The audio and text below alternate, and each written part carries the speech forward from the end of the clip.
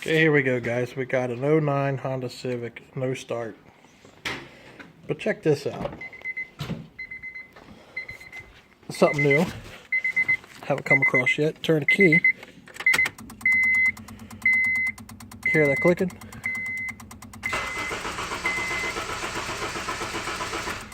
It cranks but doesn't start.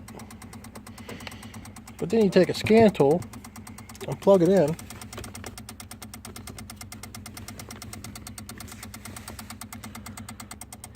As soon as you plug in the scan tool, clicking goes away. Fires right up. Unplug this scan tool. Car dies. Clicking resumes.